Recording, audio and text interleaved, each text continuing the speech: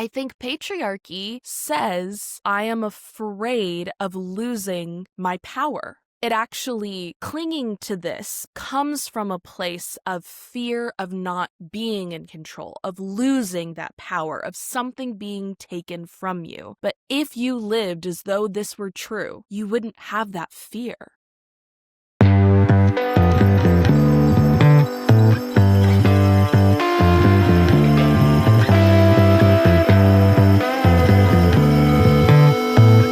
It's all about us, and it's time to bow down.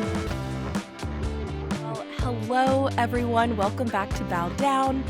Dennis, is always so good to see you. I am so excited to be here, and I've brought an essay for us to react to, and I'm excited for the tables to turn a little bit and to be surprising you with some stuff today. How the turntables have turned, as they say. Yes, exactly. No, I'm super excited, but I'm also super nervous. So let's see, when I'm on candid camera, how that comes out. I've done it a lot to you, so turnabout is definitely fair play. But as always, you're looking lovely today.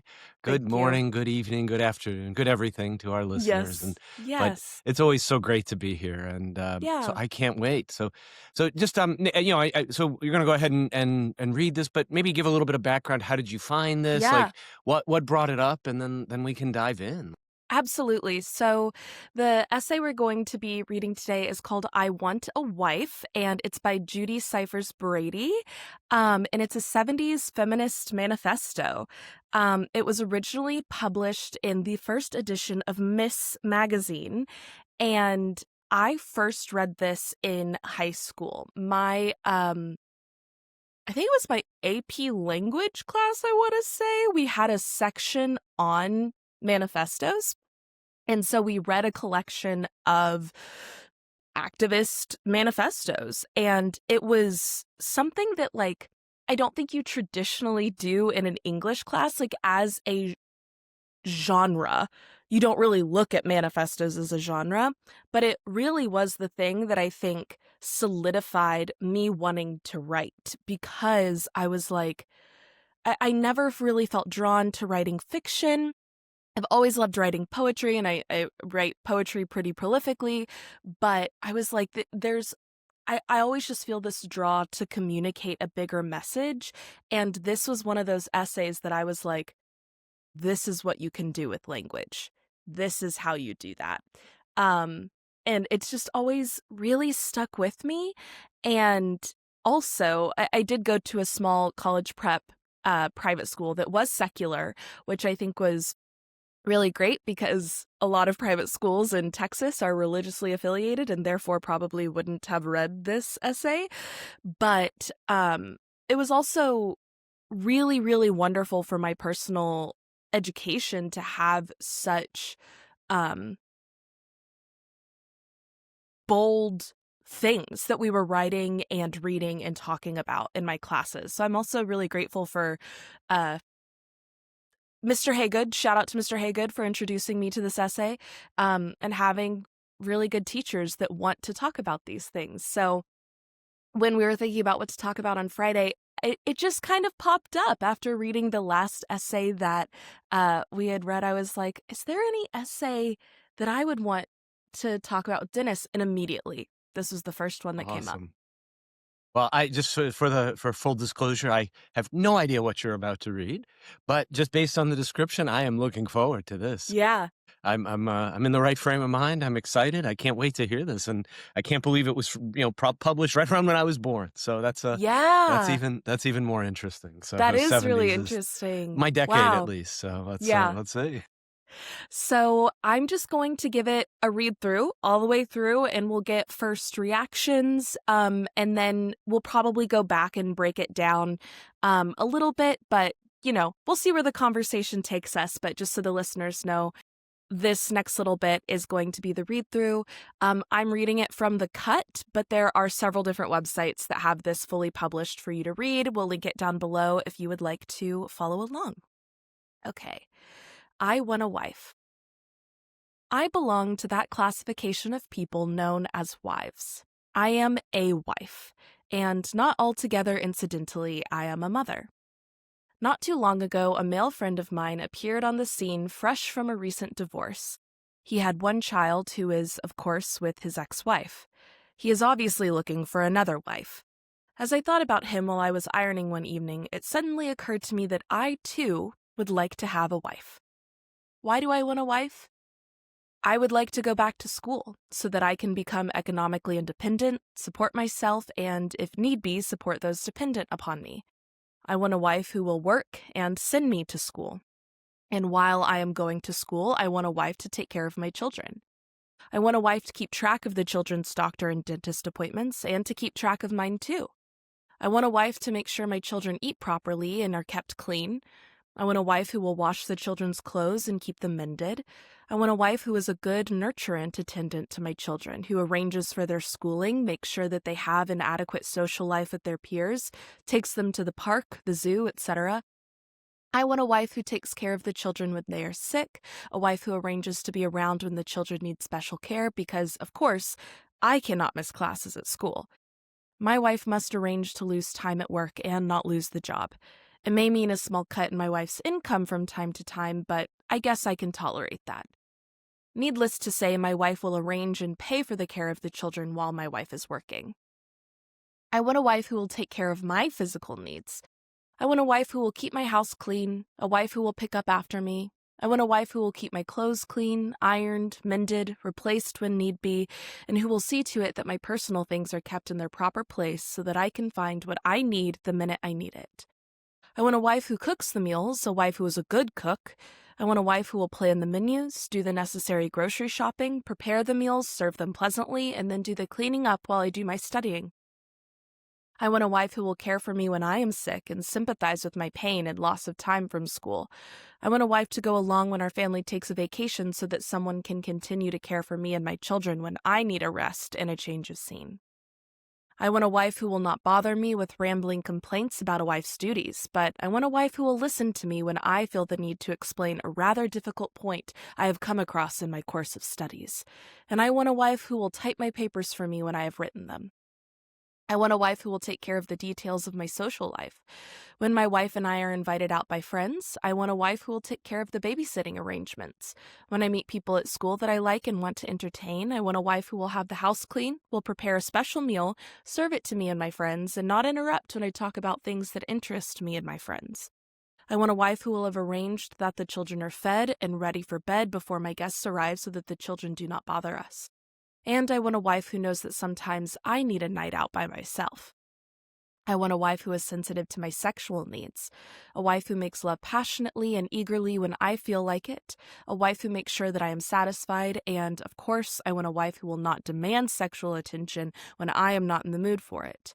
I want a wife who assumes the complete responsibility for birth control because I do not want more children. I want a wife who will remain sexually faithful to me so that I do not have to clutter up my intellectual life with jealousies. And I want a wife who understands that my sexual needs may entail more than strict adherence to monogamy. I must, after all, be able to relate to people as fully as possible. If, by chance, I find another person more suitable as a wife than the wife I already have, I want the liberty to replace my present wife with another one. Naturally, I will expect a fresh, new life. My wife will take the children and be solely responsible for them so that I am left free. When I am through with school and have a job, I want my wife to quit working and remain at home so that my wife can more fully and completely take care of a wife's duties. My God, who wouldn't want a wife? And that is I Want a Wife by Judy Syfers Brady. Initial reactions, thoughts, anything coming up? Yeah, so a couple of different things came up as you were reading it. Um, I mean, first of all, given that this is 50 years ago, I feel like, I mean, maybe this to me, this first of all could have been written, much more recently. Maybe taking away the word wife and replacing it with partner, or Yes. nowadays I think in some senses wife is probably, I don't know that we would use that as much anymore, but still, I think the sentiment there is, could have been written today. Number one, I think, and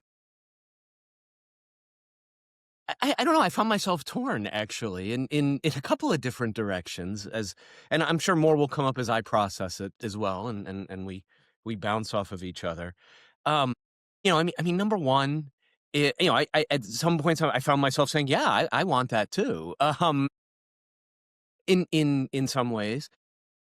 So that's one thing, there's things that I'm like, "Yeah, wow, it would be."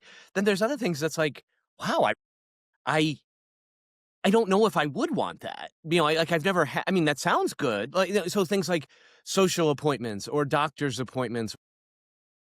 I have always had to take care of my own doctor's appointment. And again, it's not that, oh, my wife refused or anything like that. It was just, it just sort of naturally happened. But it's like, so there was a lot in there that it's like, wow, that's, I don't know if I would want that. I don't, is that something that anyone would have? And then another feeling that came across, I guess was just, how utterly, the absurdity of, when you listen to some of it, it's like, oh, well, I want to be able to discard this wife and move on to the next wife without any, and it's like, wow, I think, I know that's written a little bit tongue in cheek, probably a lot tongue in cheek, of course, but also deliberately, right? I mean, it's a rhetorical device, and yeah, I mean that does happen a lot, or certainly, I mean, maybe more back, probably the same now versus then. It's just maybe looks a little bit different. Um, and so to me, it really challenged. I think today maybe we have moved a little bit further from the 70s, when this was written, because honestly, to me, and somebody who would have been thinking about, say, partnering up in the late 90s, essentially early 2000s, versus maybe in the 70s, when I believe whoever the author of this was probably, certainly an adult at the time they wrote it. She Mhm. said she was a wife and mother. So I do think some of the things that were mentioned as I want a wife to do this were things that I would have never even, like I said, come on my radar. And I think that's the thing that Right. keeps sticking out to me, how times have changed in some senses, but from an emotional perspective, I think in particular, nothing's changed. I think that's sort of what, so maybe from a physical distribution of labor, like I don't, for instance, I don't, and maybe I'm wrong. I don't know, but I don't know. One of the things that was mentioned that stuck out to me, and I wrote a couple of things down, but mostly was just listening, which takes most of my attention. Sure, Um, sure. is was, oh, a wife who keeps the social calendar, and to me, I do feel like that is, and maybe I'm wrong. That feels a little bit um you know, antiquated in the sense of, like, I don't know that husbands and wives, keep each other's social calendars anymore, other than, hey, we've got this. I mean, other than the normal sort of, hey, we got dinner with the Smiths on Thursday night, remember, whatever the case is. But it could go um in the other direction. But yeah, I mean, so much of it, as I'm just reflecting back, resonates very truthfully, and even calls me out in some senses as I think about, the distribution of labor with my daughter in the 2010s, even in terms of going to the park and things of that nature, which was definitely something that my wife, um, you know, was much more vehement about, or had it been for me, I don't think there would have been as many park visits. Now, is that good or bad? I don't know. I don't know if it really matters, but um, at the same time, it does show, you know, the truth of this 50 years later. So I don't know, that those are my initial very ADHD wandering around thoughts, but I don't know. I'd love to hear, first of all, you know, you said that this article, or when you read this, it's one of the things that made you want to be a writer, which is, to me, a very, very powerful statement. So, um, I'd love to hear what was your reaction? I mean, I guess when you first read this years ago, but also now. I mean, hearing it now, going, having a Yeah. little bit more life, under your belt, as it were, from when Right, you first right. read it a few, 10 years ago or so, give or take. Yeah. Oh my gosh, But yeah, that's a so wild number to think about, but yeah. almost, I don't know when you read it, but I assume it was close to 10 years ago anyway, if it Yeah, was high about. school. Um, so yeah, tell me, I want to hear your take on it. And, Yeah. I love it, first of all, I mean, last of all, but I'll hit it over to you. I want to hear it. Yeah, I really love what you said, that maybe some of the specifics of the physical reality have shifted from the 70s to now the 2020s, but the emotional split feels very similar. And to me, that really resonates with me about the essay, because I do think in some senses that we have very much progressed in a lot of ways, that it's like, okay, I think we're a little bit more hip to the knowledge of like, okay, the husband should help cook. The husband should do his own laundry. Like, husbands should help with childcare. Like, your wife is not the sole arbiter of those things. And the very physical things that we deal with on a day-to-day basis, I think it's easy to be like, okay, this isn't quote unquote invisible labor, right? But I think this idea of invisible labor still very much exists. And for me, having read this for the first time, I was so struck, because I think I was 17 when I read this.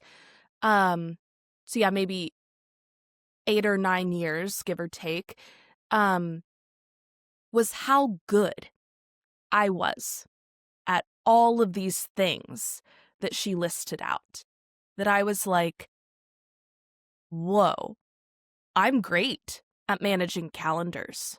I'm great at organizing my own appointments, and I'm a good cook. And I absolutely would like want to take obviously I don't have kids, but it's like, yeah, I would want to take kids to the park and to the zoo and make sure that they had a certain level of, engagement with the world when they're growing up. And that I'm very good at anticipating other people's needs before they're spoken, right? And this idea that anyone could do that for me. Like, my God, who wouldn't want someone to do all these things for them? And I agree with you to a certain extent that it's like, it is a bit tongue in cheek that, like, no, there are some things that you just want to do and take care of yourself, but it lists out like kind of a built-in secretary, right? Like a personal assistant role.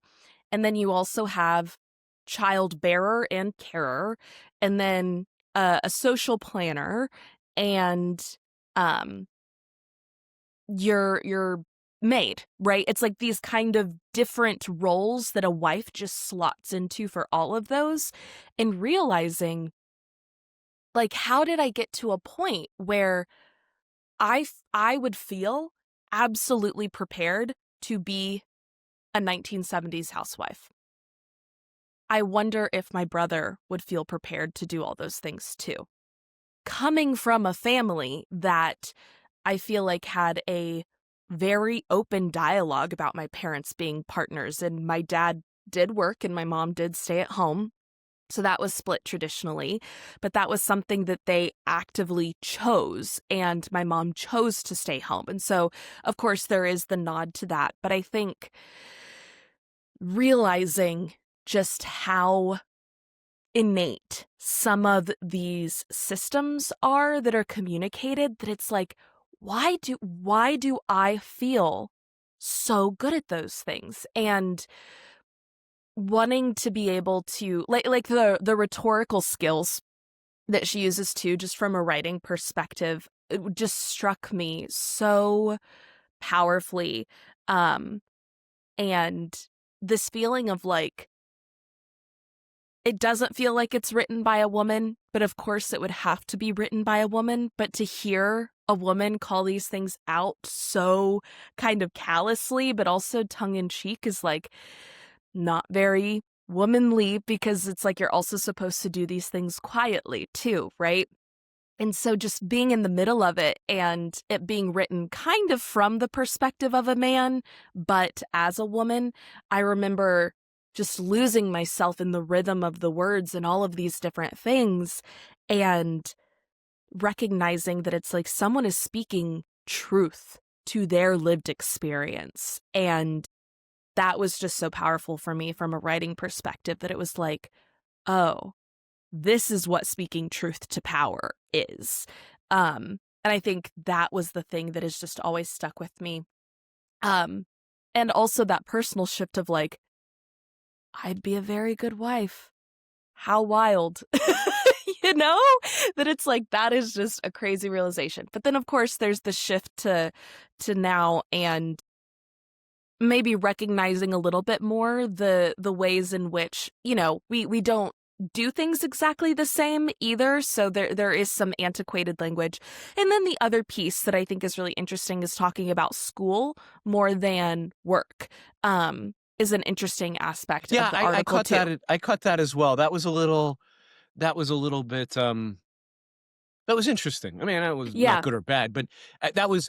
I mean, if I maybe even confusing or a little bit Yeah. not confusing, but a little bit disorienting in that, why Yeah. where did the school thing come from? But I mean, again, that's not fault or so a couple of things. I love that, and I love hearing that, and it makes so much sense to me, and the I can only imagine as a budding feminist perhaps at the time, or maybe you were. I mean, I know you had already done some, to me, very brave feministic things earlier in challenging your teachers. I know you've mentioned that, so I suspect that this wasn't like your epiphany moment that all of a sudden made Right. So Right. you were already in process. Let's say but Yes, there totally. must have that it must have caused. I mean, I don't know. I should think it would cause. You can say if it did or didn't.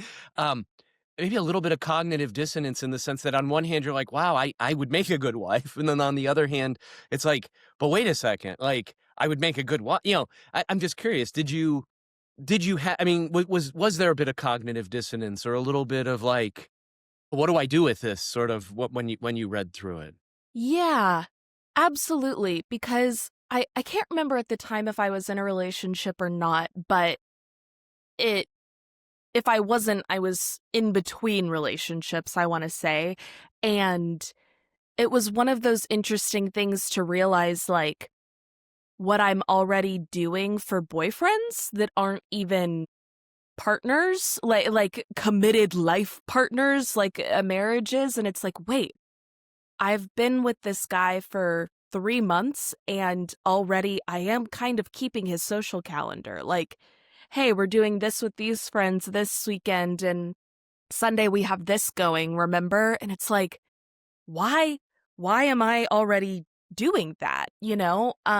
And how lives merge when you enter into a relationship with someone, I think is part of why relationships are so beautiful, but also that becomes then, okay, the balance of labor being visible or invisible, and how you just fall into patterns that you don't even realize you're doing. As someone who's trying to be very intentional and aware and set myself up for a healthy, balanced relationship that was like, not only am I good at these things, but I'm doing some of them.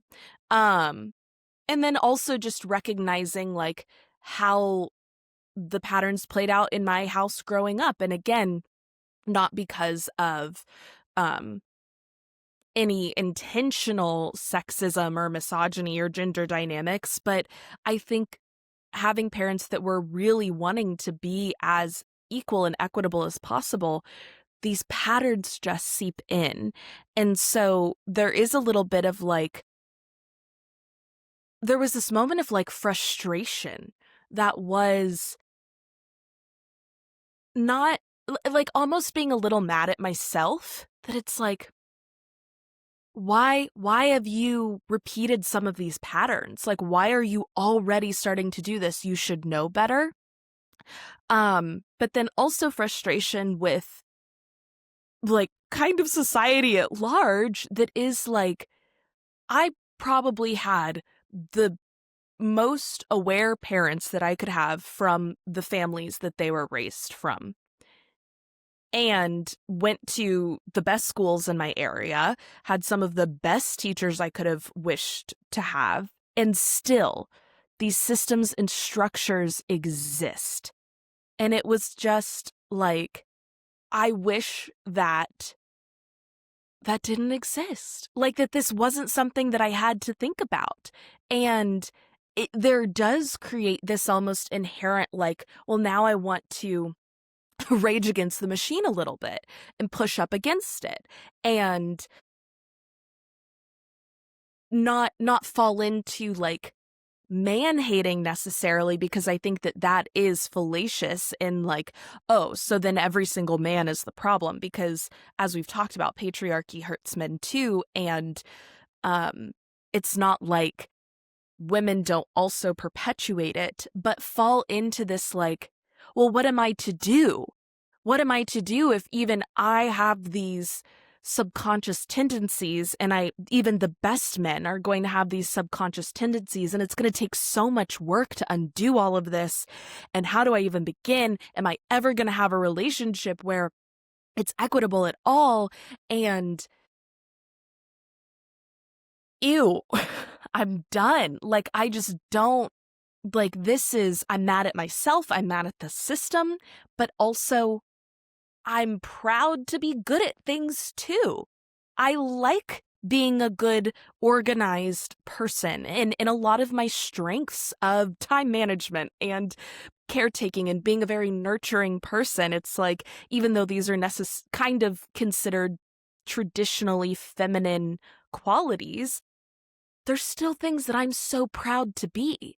And I don't want to be mad that I'm good at those things, because I love being nurturing. I love being sensitive and quick to cry.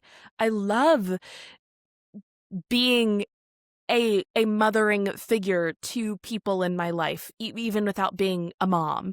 Um, and I was kind of angry at this fact that it's like, and I'm angry that these are the skills that I have, because I don't want to use them in this way. And yet, because you're good at something, sometimes you kind of like it's almost like getting typecast, right? It's like, well, this actor's really good at this role, so we're going to keep them playing the quirky girl next door for their entire acting career.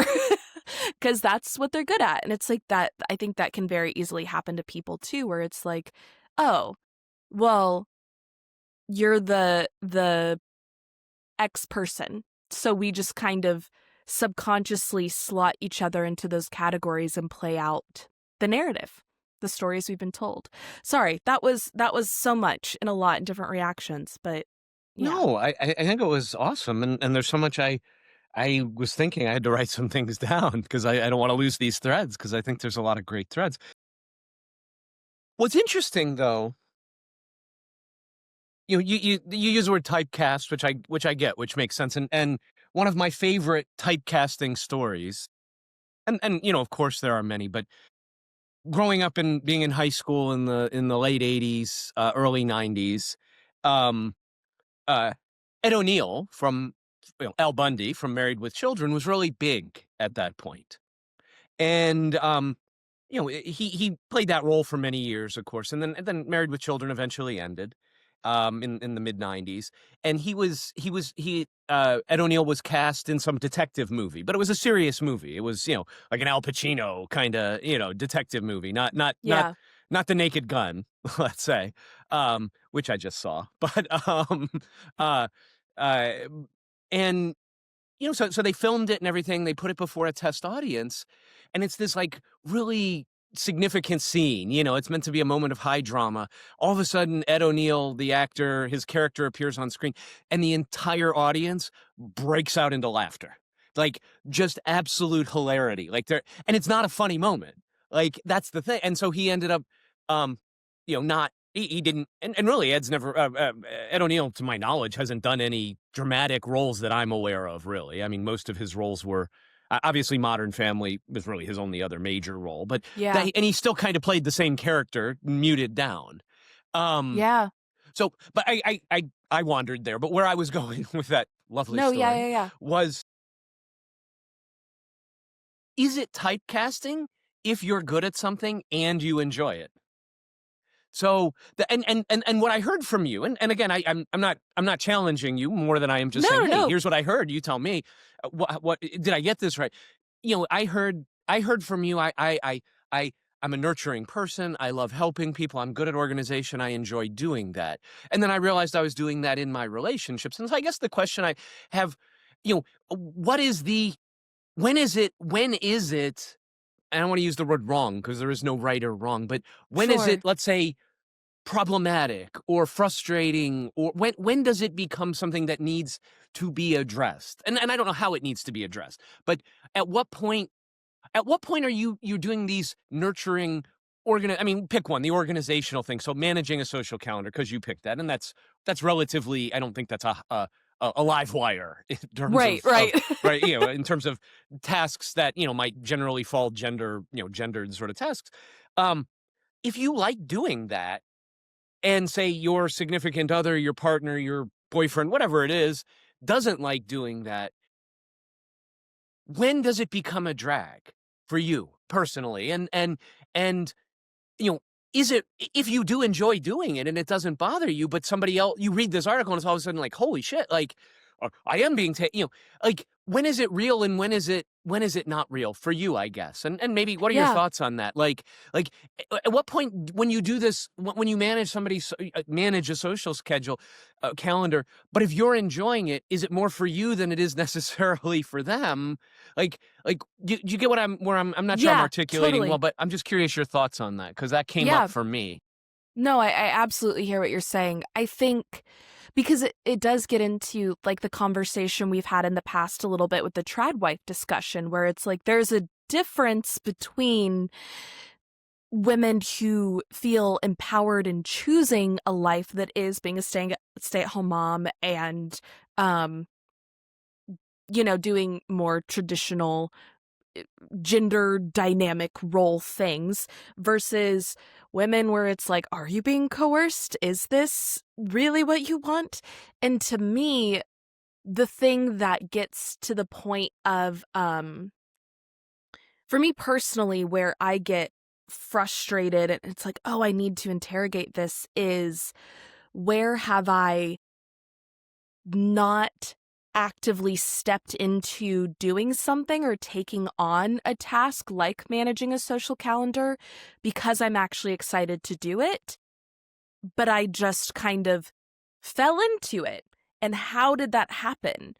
And being able to have the time and space to really look at, well, do I enjoy it? Or do I think I enjoy this thing? Or did I just kind of start doing it somehow? Not to say that you can't, have just fallen into something and then realize, oh, I actually really enjoy managing our social calendar, and you really don't. And that's a skill that I have in the like dynamics of a relationship. It's great to figure out, okay, you're really good at this thing, I'm really good at this thing. We can support each other in that way. But I think the thing for me in realizing that was I didn't even realize that I had just started doing it. And the pieces that I love is the feeling like I'm taking care of and nurturing people I love. And like that is very rewarding and fulfilling for me. And I was like, but I don't need to keep my boyfriend's social calendar. Like that specifically doesn't necessarily show love or care or nurturing. I can be a loving, caring, nurturing person without it having to manifest in these specific ways. It can manifest in these ways, but it's like that skill set. The same way, I think a few years later after reading this, there was kind of a realization of like, because people still tell me to this day, they're like, you're going to be such a great mom. And I'm like, I don't know if I want that. That is not a decision I want to make right now.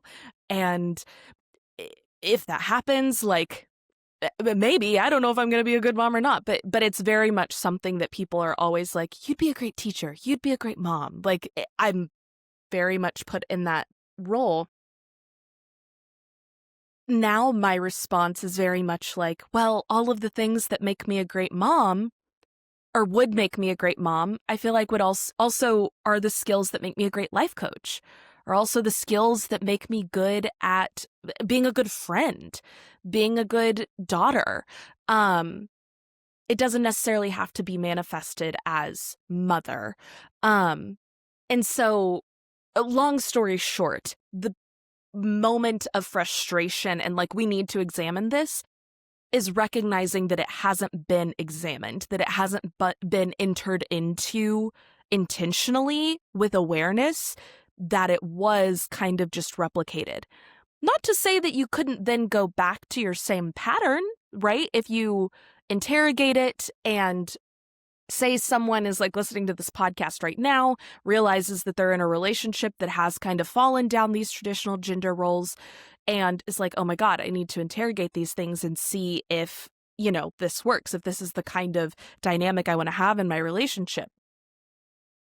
And then interrogates it, could say, actually, this works really well for us, and I do really enjoy these things. And that would be a beautiful choice. That person could also say, and it's frustrating, and I don't like it, and I did just kind of fall into this pattern. And I think it's the lack of awareness and lack of choice and intentionality that gets so frustrating. And it was the moment of like anger at myself that was, and I didn't choose this. I just did it. And I need to be the one, in terms of like, we talk about boundaries being something that you set with yourself, not with other people. Same thing here, right? That it's like, well, I kind of need to be the one to be mindful of the kind of responsibilities that I actively walk into and how I play out cycles and patterns of systems that not only don't serve me, but don't serve anyone. Yeah. Interesting. Yeah, no, I like that, and what I loved is, or one thing that stood out to me was, or the importance is in being aware of the choices that you're making. You say, I didn't choose to do this. Well, you did. I mean, you just subconsciously chose Right. it. You chose it Right. like, without thinking about, or and so to me the question is why am I, so I chose to do this thing consciously or unconsciously. So then the question is okay, well, how do I feel about doing it? Do I do, Right. um and noticing what comes up, ask, interrogating or gently questioning, because an interrogation sounds, can be harsh. Right. So whatever works. Sometimes you need to interrogate these things, but sometimes it's a gentle questioning. But is this, you know, how do I feel about doing this? And what's the motivation behind doing it? What meaning am I putting? Is it, if I don't do this, and this is something I think a lot of women and some men, I mean, I don't, this is not, there's no alwayses and not nevers, Right. but to me, a lot of women um feel the need to get their worth, but based on what they do for their man, or any relationship, even necessarily. I mean, it could be a friendship or whatever the case is. But I think there's a lot of people, and maybe it has to do with childhood, maybe it has to do with their human design. And just how, because one thing you said was, people are always telling me that you'd be a great mother, you'd be, et cetera, et cetera. And one of the interesting things about human design to me, though, is you have both this sort of personality side, which is sort of the conscious side, but you have the design side, which one could think of as more of the unconscious side. It's more complicated than that. But when people generally tell you over and over again, oh, you'd be good at this, it may be they're seeing something in your unconscious side, in your design side, that maybe you're not fully aware of. Now, that doesn't mean you have to be it. Right. That's I mean, you have every choice in the world, but it is interesting when people keep saying the same thing over and over to you. To me, that warrants, again, questioning and noticing, like, why do people keep saying this? Like, people keep saying this to me. I don't feel it. I don't necessarily see it. Is it true? Is it true? Would I be a good teacher? Do I care? Does it matter? I mean, yeah, Yeah. you might be the best fucking teacher on the planet, but you don't have to be. Like, there's no mandate. There's no rules that say you have to be this. If you choose to be, you can be great. If you choose not to be, great as well. That's the beauty there. Yeah. So I love, but I think, again, everything you've said to me is notice it. Notice what you're feeling. And a lot of these things are conversations, because a lot of times we do things, and as you said, we fall into these roles because our brains love patterns. They love Yeah. repetition, even when they don't like it. It's a and I remember saying this, like, I recognized this very early on, and maybe it was due to my childhood, but in working life, I'll say, is, I've had in my career before I went out on my own and decided, enough of corporate America. I had maybe 25 different bosses over the course of my career, give or take. I don't know, some certainly double digits. And I always used to say, like, I will take a known, and I had some bosses who were, incredible people, but also incredibly volatile. And I had bosses who were kind of curmudgeonly but were very consistent. And you knew what you were going to get. And I always said, you know what, I will take somebody who maybe I don't get along the greatest with in terms of, like, don't want to be friends, but I know what I'm getting. I understand them, Yeah. they're consistent versus, somebody who I may love at times, but is also highly volatile. And so to me, honestly, just lost completely where I was going with that statement. But it sounded really, really, really good. That's okay. It'll come back. What did that spark Talking for you? Because Yeah, yeah, yeah. Um, I think to go back to the, like, other people mirroring you and reflecting things back to you, I absolutely agree with that, and sometimes other people pick up on things that you don't notice about yourself. For me, I think it's also interesting to think about how their human design is playing out in what they notice and these systemic roles and patterns too, because for anyone who may not have picked up on this, I think I mentioned it earlier in the episode. I've certainly mentioned it in other episodes. Born and raised in Dallas, Texas, there is certainly a dynamic of, like, get married young, have kids young, like, that's what you do. That is just kind of the water that we swim in at least in Texas, at least in my experience here, that it's like I'm 25 and friends are getting married, talking about getting married, and talking about having kids.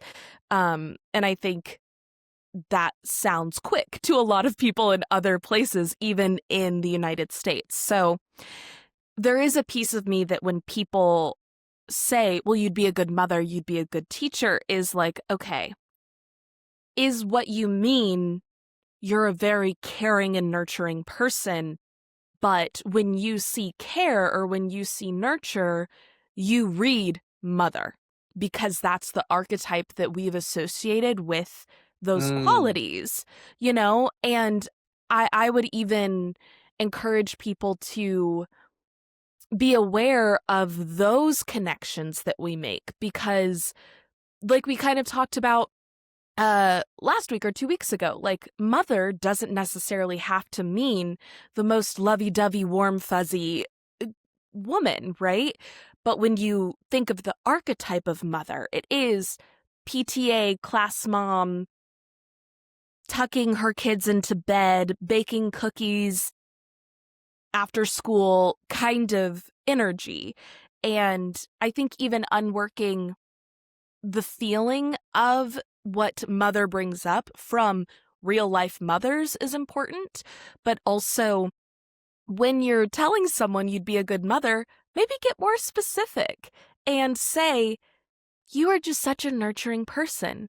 Whatever you do, you're going to be a caretaker or you take care of people, you know? Like, that to me, being on the receiving end of that at least, I think would feel a little bit more thoughtful, but I would also feel more seen because there is a part of me that it's like, so all these people kind of expect me to be a mom, and I don't know if that's really what I want to do. And then it's like, and am I rejecting some part of myself by not walking that path if I end up not walking that path?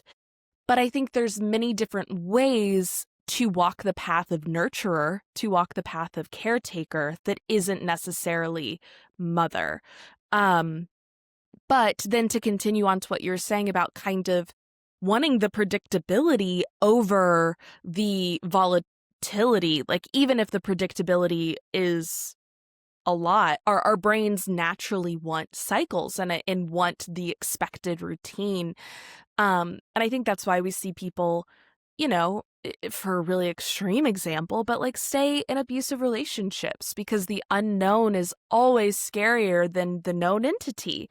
And that known has to get really, really dangerous, it emotionally, physically, whatever, for people to break out of it. And I think that's also kind of what we see in breaking out of the patriarchal cycles is that, well, this cycle is getting really, really uncomfortable and bad and dangerous, not just for women, but also for men. But I think, of course, because women are the oppressed group in that situation, they're the ones who tend to fight first. But that change doesn't happen unless the harm of the cycle is acknowledged first, for sure. I don't know if that helps bring back anything that you were thinking earlier when you Yeah. lost your train of thought.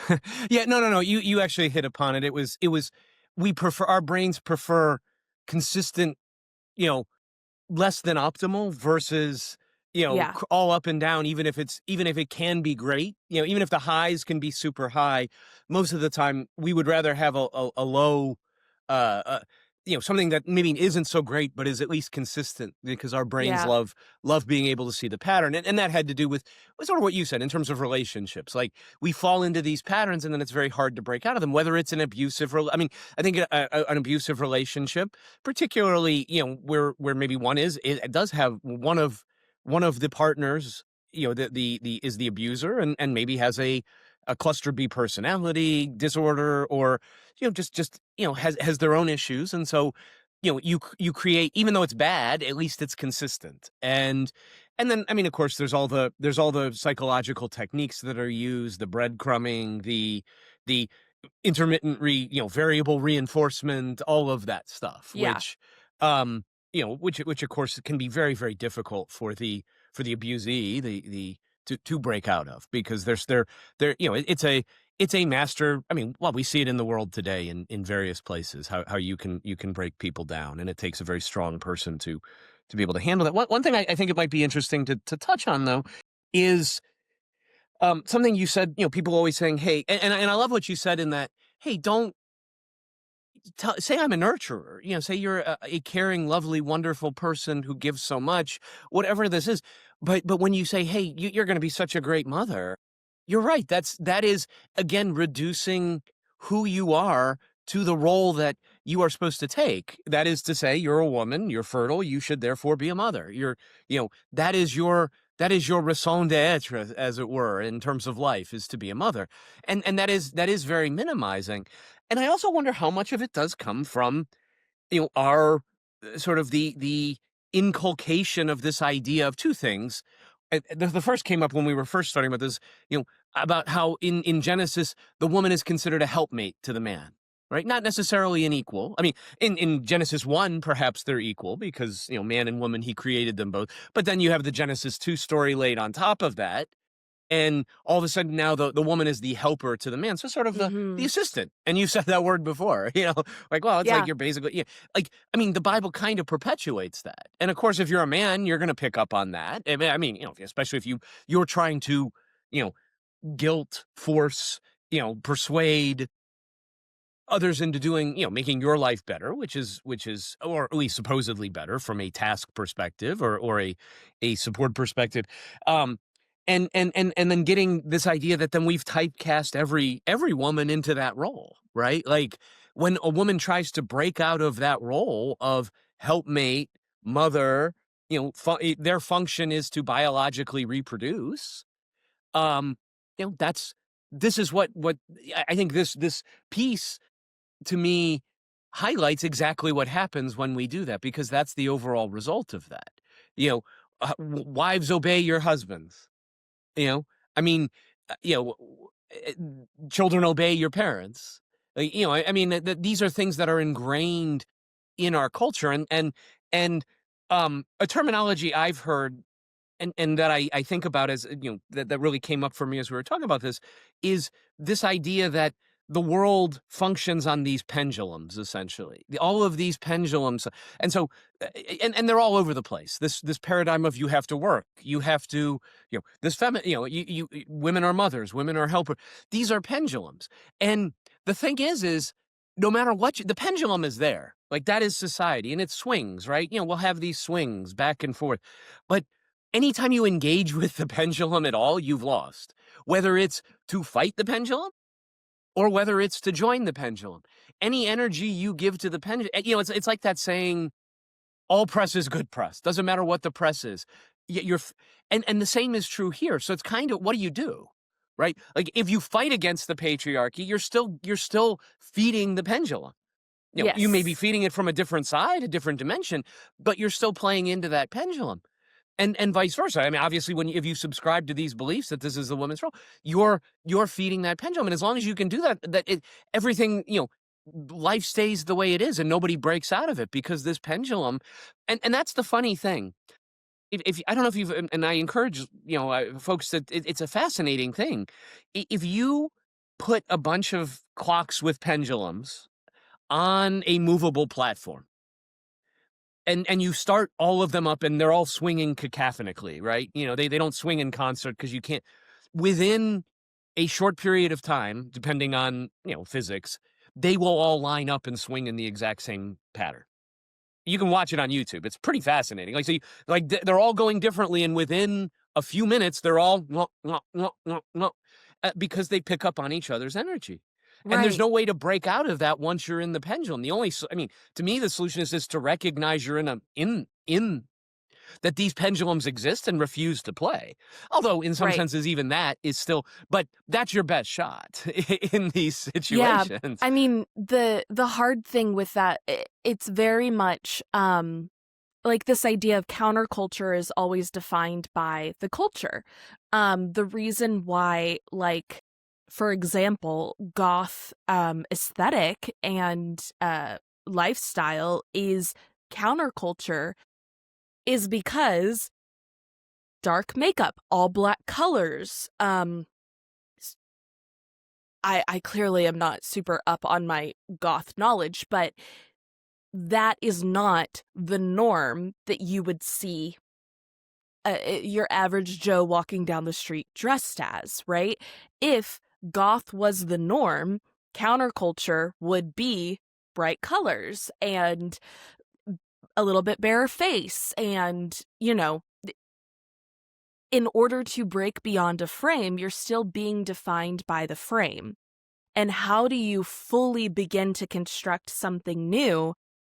We're never going to be rid of the frame, right? A lot of people in activist work, and this is kind of what an anarchist believes in a very, like, true to what anarchy is, not this, like, just tear it all down and burn it all down, but anarchists essentially say, no, we need to start from scratch. That's why everything needs to come down first.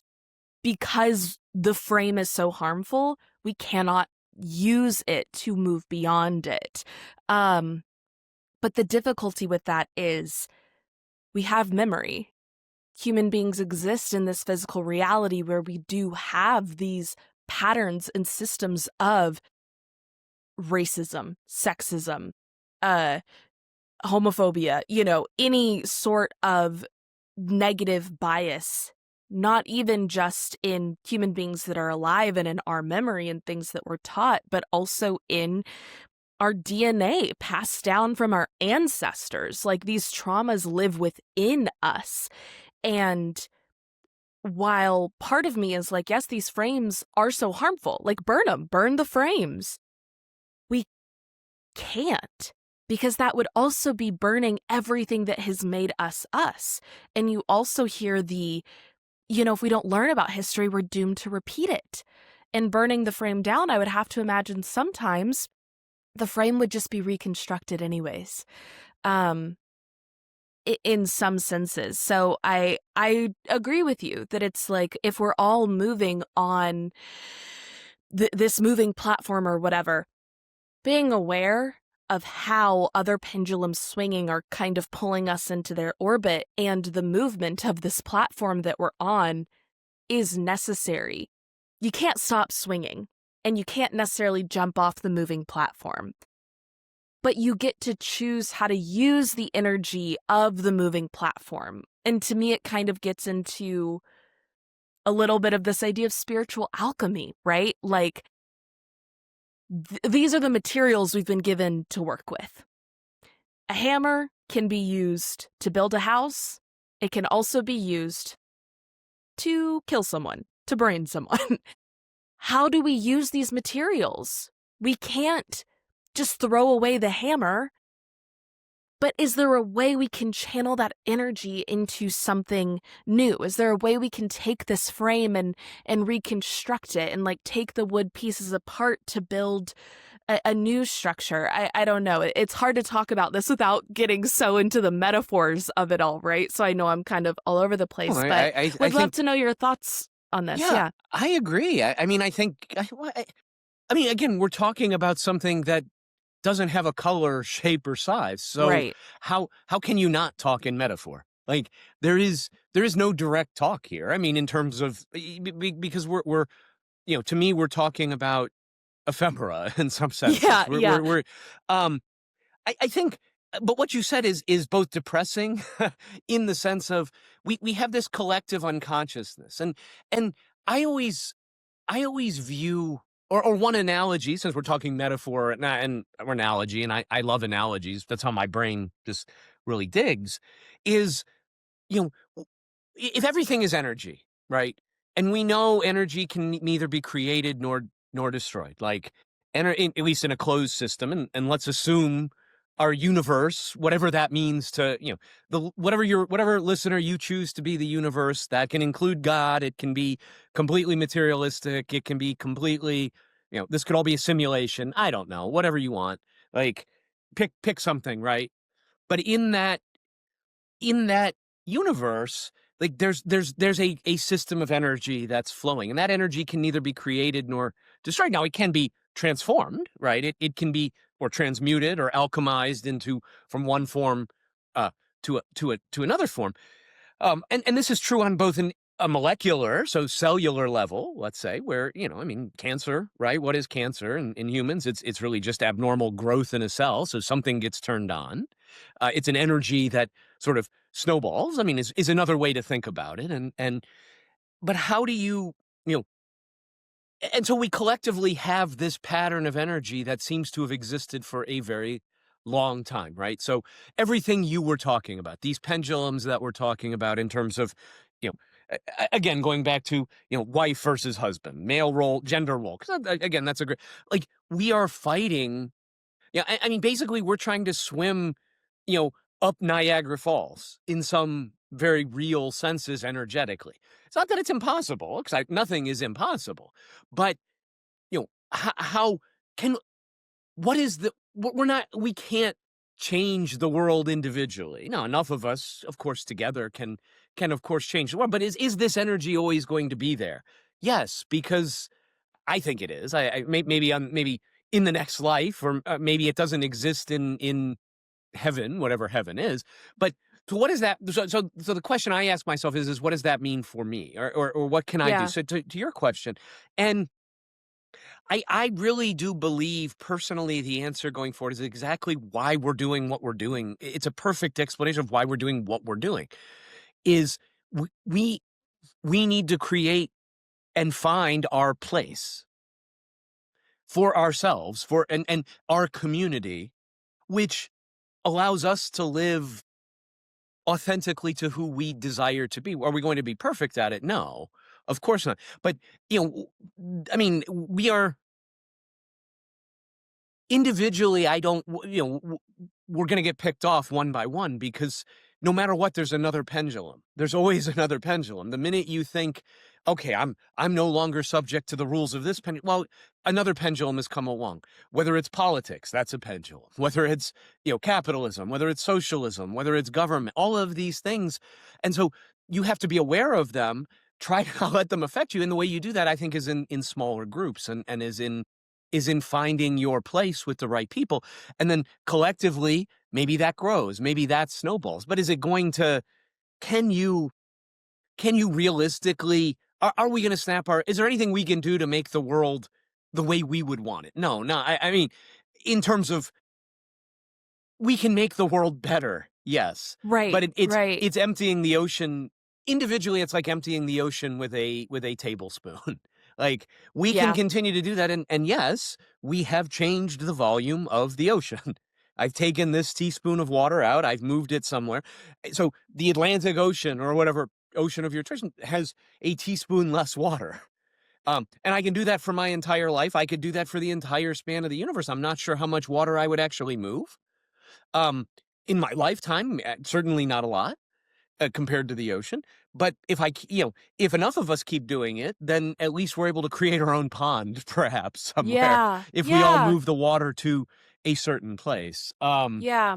So I One don't. Yeah, that's thing what comes up. What I don't know. I was Yeah. wandering again, but cool. No, no, I really love that because I agree it does get bleak sometimes. You know?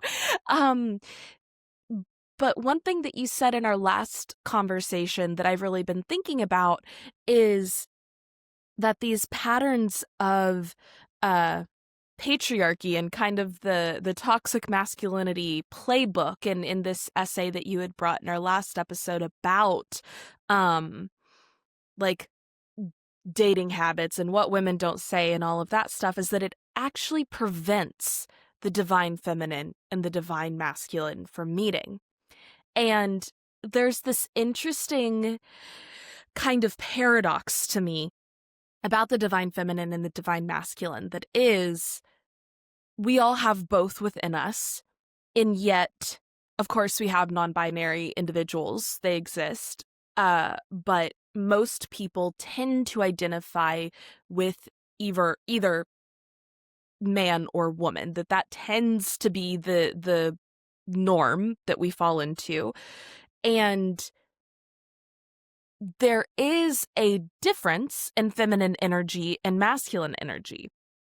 And yet they're both equal in the sense that they're not exactly the same, but they're both worthy. They're both worthy of the same time, attention. They're both needed. They're both valuable. And we have both of those within all of us. But this idea that these old systems actually prevent this kind of natural expression of femininity and masculinity, even though when we talk about patriarchy, I think we tend to think of it as traditional, the old way of doing things, a antiquated kind of mode. And hearing you talk about, like, we're swimming up Niagara Falls, my thought was, is the patriarchy, for the example, because I agree with you, it's also politics and, right, like, there's all these different pendulums, but for this conversation, is the patriarchy Niagara Falls, or is the patriarchy fighting a natural flow of energy? And I think it's kind of both and, in the sense that it's having to hold that the feminine and the masculine are different and yet equal. But I don't think that, like, patriarchy isn't natural in that sense. But both need to be able to fully express, in the way that it works actually dampens both the feminine and the masculinity because of this system that we're in. And yet we do have this natural inclination to hop back on the cycle of the patriarchy because that is a cycle that has perpetuated. So I'm kind of, now I'm just kind of thinking out loud here, and I don't really know Love if I it. have a good conclusion, but I'd like to hear your thoughts on this, I'm back on this, like, alchemy piece that is, like, I wonder if the flow of energy of patriarchy and equality is kind of both Niagara Falls moving downwards. But is there a way to make the fall of Niagara Falls not violent and inclusive and equitable? Like, do we need to, like, is the boat that we built to go over the side the problem? Because I don't think Niagara Falls is the problem. I think there's something in the way that we're engaging with the flow of energy that is the problem. And how do we alchemize this cycle into a different cycle? Because everything exists within a cycle, right? Like we've talked about, we can't really turn off the cycle. How do we change the pattern, knowing it's going to be the same pattern, but for it to be a healthy one? Like, I don't know if that makes sense, and I think it sounds really paradoxical, but it's like, because clearly patriarchy is damaging to everyone. Bad, boo, don't like. And yet I think it has to exist within this natural flow of energy because it is the cycle that us as human beings have fallen into. And I think it's kind of a malignant form of the balance between the divine feminine and the divine masculine, because the feminine is receptive and more restful and more nurturing, and the masculine is more action oriented and protective. But you can also see where it's like nurturing is the foil for protective, and receptivity is the foil for giving. And like the heart space is all about giving and receiving, and that which you give will be returned to you tenfold. So isn't giving also like, when I give something, I am losing something and it creates a vacuum within me, but also it's gifting something to someone else. It's also receptive. Like my act of giving is inherently receptive too. Now I'm all over the place. But I don't is know, this making no. sense? I would like to know your thoughts. It does. It's fascinating how this article brought us here. I think it's super cool though. Um, so a couple of things that came up, and I'm just sort of riffing now because Yeah, I think yeah.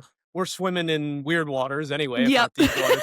But so number one, I guess I guess if you really, so I agree with you. Number one, that this is just energy, and there is no good or bad. I mean, we have to stop thinking in terms of good or bad.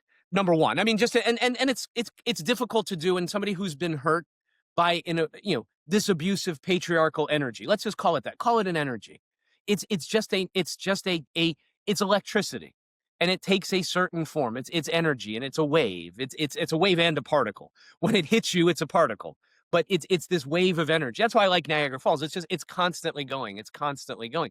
So the question is, I mean, to me, how do you harness the power? Like, Right. because it's just energy. So how do you so it's neither good nor bad. So how do we harness it in a way that is useful to us?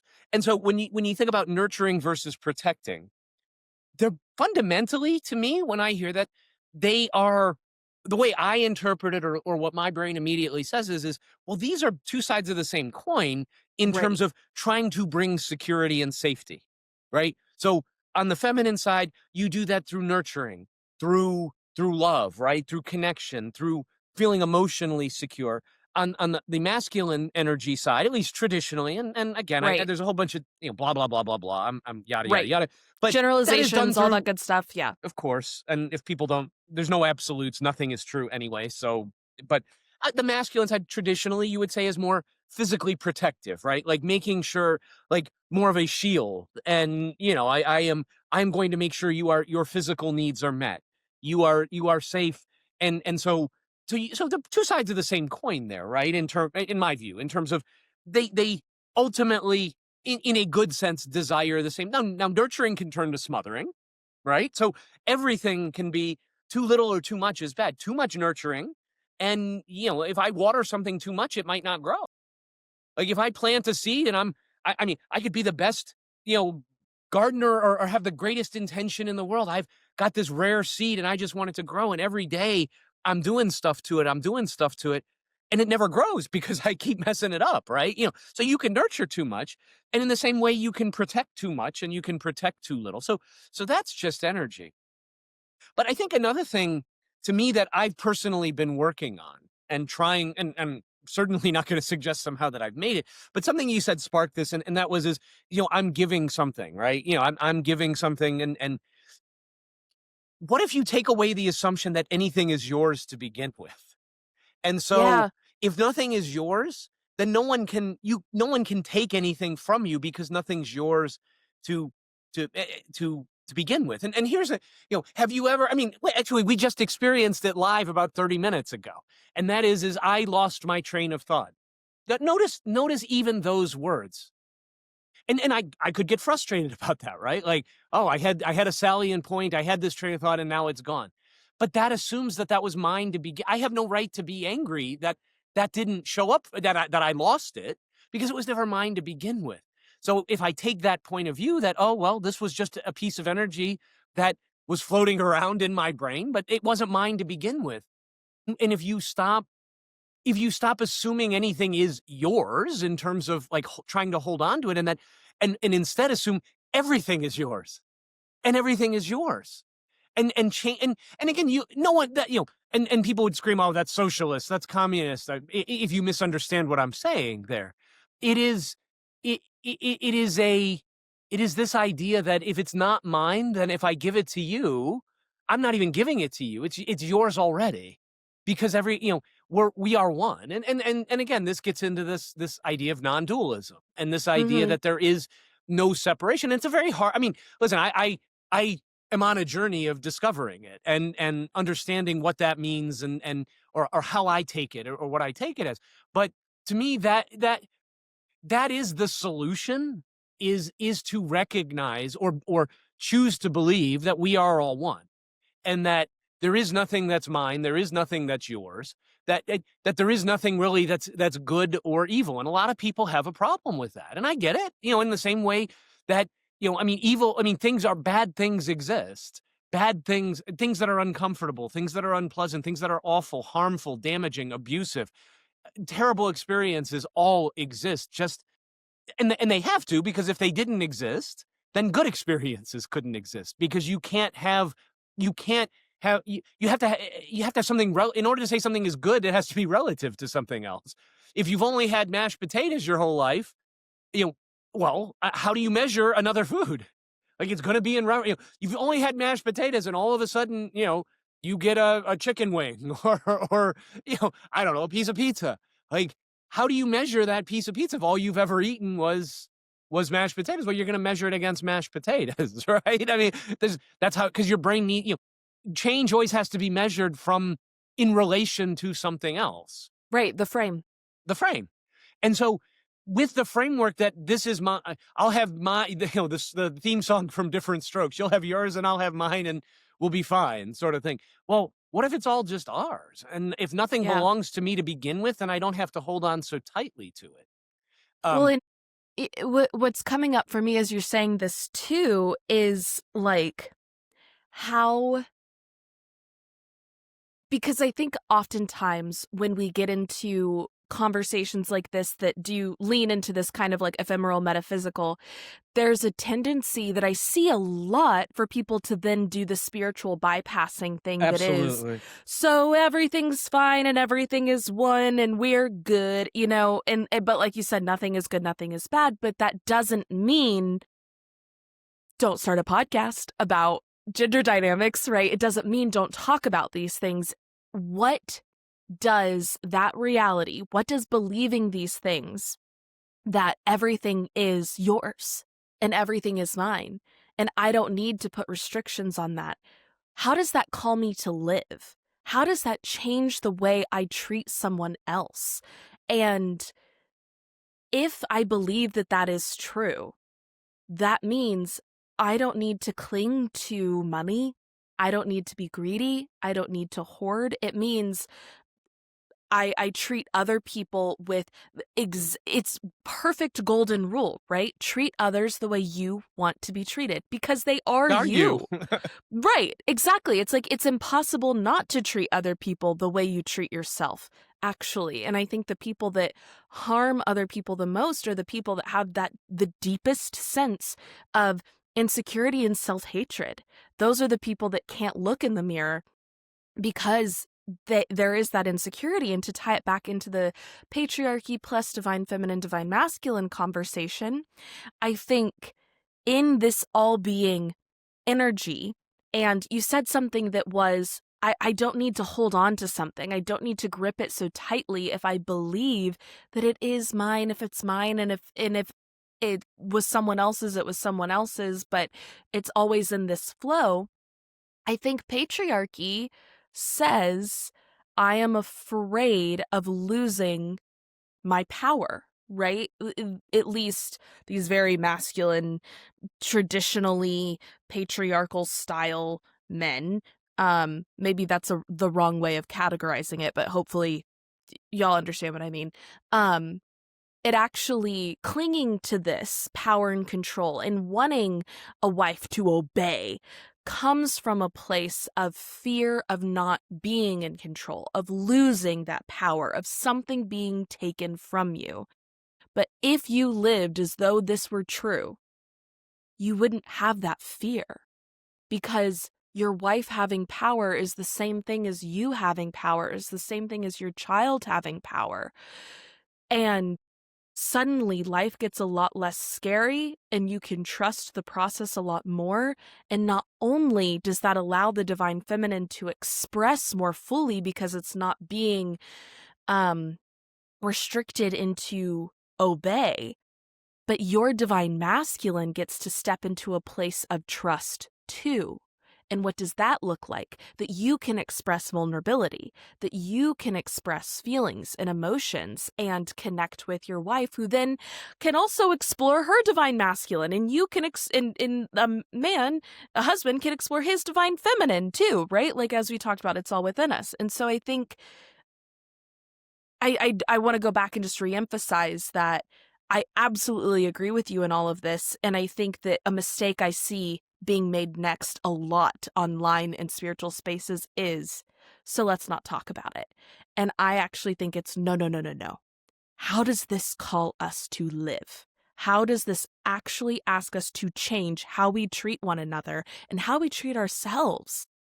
Like, it makes me think of, like, I want to break into what if God was one of us? Because Yeah. it's like, truly, like, if you are a mini god walking around and everyone else are little gods, like, how does that change the way you treat yourself and other people? Yeah, I think that's a great question. And I think I think the answer is different for everybody, because I think everybody has to come to they have to, the Bible says a statement like, work out your salvation with fear and trembling, which is something I Mm, I love metaphorically, because we yeah. all have to work out our own salvation. But we, the minute you're looking for your salvation from something other than within, one of my one of my favorite movies of all time, and I'd love for us to actually talk about it, though it has nothing to do with anything, but just because it's such an awesome, incredible movie, is The Hey, we Shawshank can do what we Redemption. want. Oh, of course we can Oh, do it. yeah. It's I so mean, good. it is.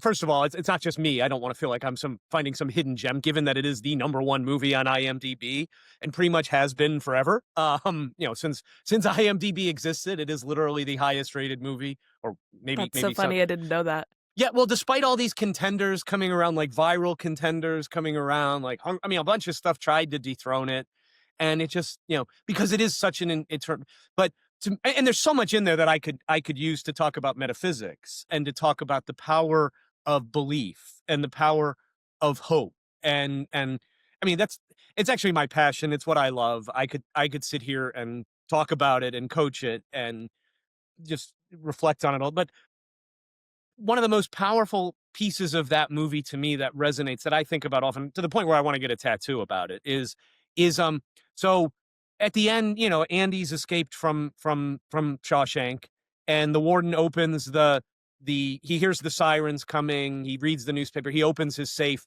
and pulls out and pulls out the book, which was supposed to be the ledger, but it was Andy's Bible that he'd had for 30 years. And in the Bible it's cut out, and there's a shape of a hole where the pick was, the rock hammer that he used to, and on there he wrote the inscription in what I assume is Tim Robbins' handwriting, which was, you were right, salvation lies within. Because earlier in the movie, the warden had said, "Oh, you keep reading the good book, salvation lies within."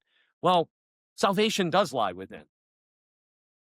That is, to me, that is, if you can change your belief that salvation exists outside of you, that the answer exists outside of you, your hope lays outside of you. If you can change that belief, that's when you become unfuckwithable. That's when you become um that's when you start living life authentically. um, when you can change. And that's, to me, because of how I grew up, it is one of the hardest beliefs to change. It has taken me years. And have I fully, truly, fully gotten there? I don't know. I'd say I'm close, but I don't know that I'm 100. If maybe you never get there. Maybe Right. you asymptotically go to zero in terms of how much Yeah. you believe in external things.